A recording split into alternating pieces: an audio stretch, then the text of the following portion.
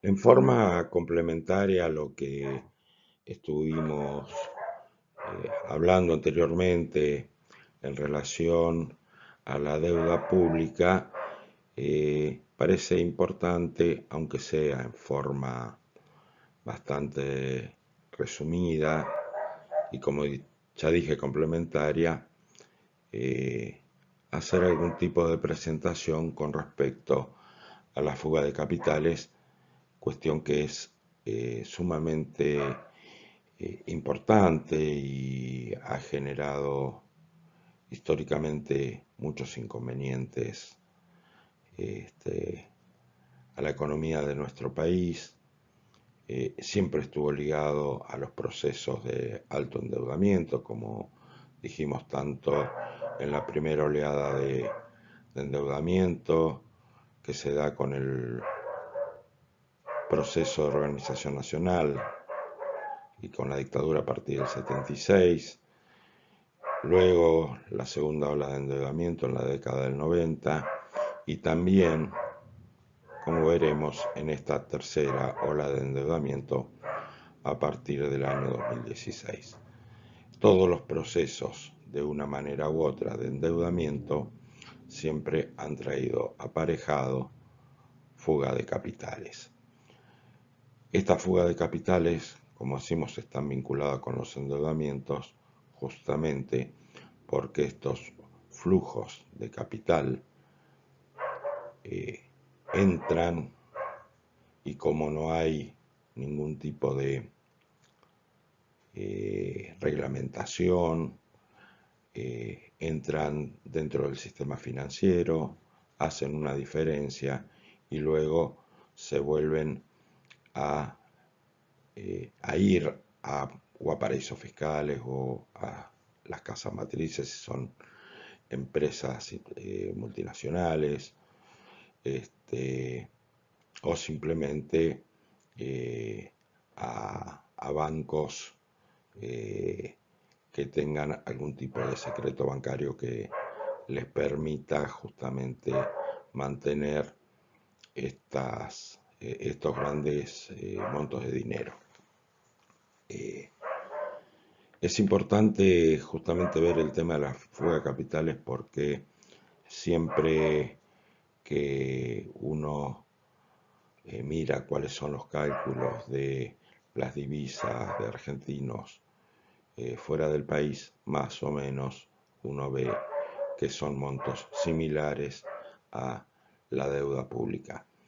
Y cuando uno ve cómo surgen los procesos de endeudamiento, ve cómo los actores involucrados en el endeudamiento son de una manera directa o indirecta los mismos que van a tener en otros lugares del planeta estos grandes capitales o estas grandes cantidades de divisas. Como dijimos, a partir del año 2016 y a partir de otorgarle, este, pagarle a los fondos buitre este reclamo de ese 7% que había quedado fuera de la renegociación. Argentina, que había tenido una relación deuda-PBI saneada, luego de un gran esfuerzo y de la renegociación, como vimos, del 2005 y 2010, va a estar en condiciones de entrar nuevamente en el mercado de capitales. Esta entrada en el mercado de capitales va a hacer que a partir del año 2016 nuevamente se genere un proceso de endeudamiento. Por eso aquí planteamos que se generaría una nueva etapa en la fuga de capitales. Cuando nosotros hablamos de esta nueva etapa, podríamos tener algunas precisiones políticas de lo que significó y cuáles fueron los posicionamientos en aquel momento. Macri decía, la decisión de cerrar el problema de la deuda con los holdouts es una condición clave para construir la confianza que queremos generar. Es difícil que un vecino nos preste su pala si todavía no le devolvimos el rastrillo que nos prestó hace un tiempo. Desde ya el problema es bastante más complejo. Como vemos, el pago a los holdouts era condición para nuevamente endeudarnos. Cerrar el conflicto con los fondos buitre, unos 16,5 mil millones, fue consagrada como la más importante de la historia de un país fronterizo, récord que solo fue superada por Arabia Saudita unos meses después. Y el endeudamiento no cesó en 2017, el gobierno continuó endeudándose en dólares con bancos privados, actores locales, con letes e internacionales a través de la colocación de bonos a 5, a 10 e incluso hasta 100 años. Y, curiosamente, se eleva a la Argentina al rango de país emergente justamente para que pueda acceder más fácilmente a los mercados de capitales.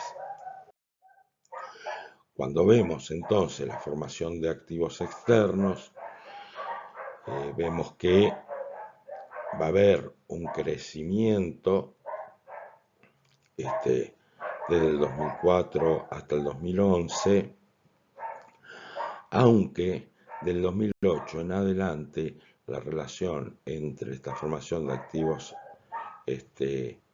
externos con respecto al Producto Bruto va a tener una tendencia decreciente. Es decir, ya más allá de las situaciones que hicieron que hubiera un proceso de desendeudamiento, seguía habiendo en algún punto formación de activos externos, pero esta formación de activos externos hasta el año 2011 estaba más relacionado con una situación en la cual Argentina tenía saldos de balanza comerciales positivos, se hablaba de los superávit gemelos, había una fuerte afluencia de divisas, y estas divisas, en lugar de quedar en el país, en muchos casos se fugaban. No hubo un proceso de endeudamiento fuerte del 2004 al 2011, pero sí se mantenía la fuga.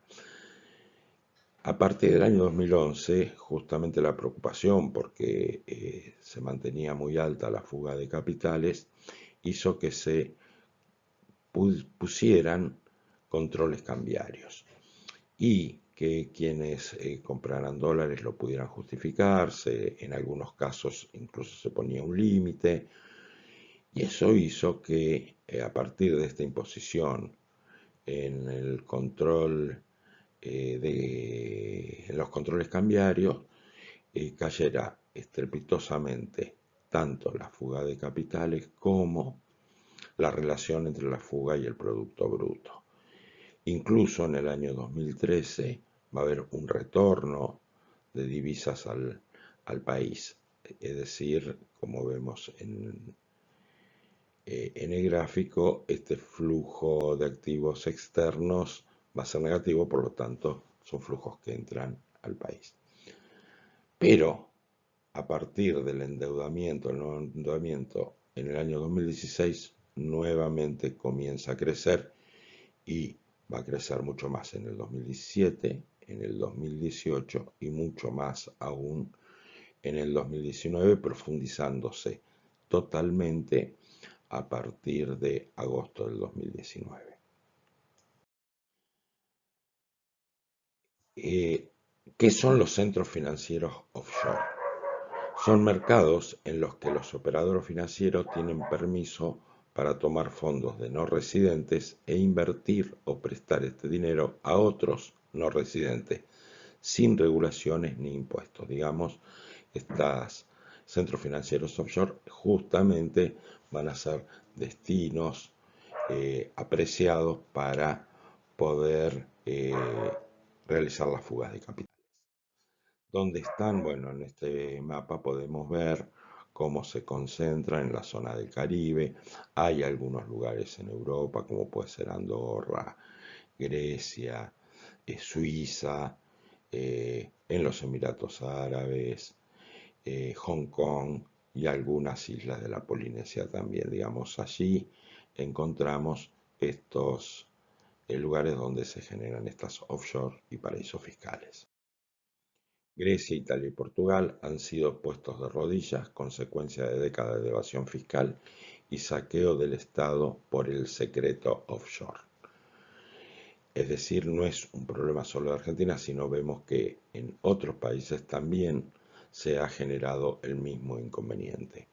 Es una industria enorme que incluye a los bancos más grandes del mundo, abogados, firmas de contadores y especialistas que diseñan y comercializan estructuras secretas offshore para sus clientes.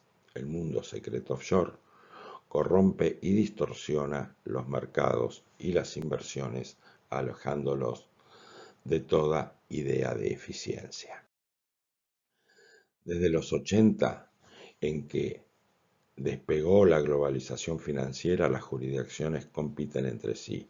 El mundo secreto offshore corrompe y distorsiona los mercados y las inversiones, alejándose de toda idea de eficiencia. Es un invernadero criminógeno de fraude, estafa fiscal, evasión de regulaciones, malversación de fondos, abuso de información, cohecho, lavado de dinero. Provee a quienes tienen información privilegiada de múltiples vías para extraer riqueza a expensa de la sociedad, creando impunidad política y minando los principios que sostuvieron el crecimiento del Estado-nación moderno.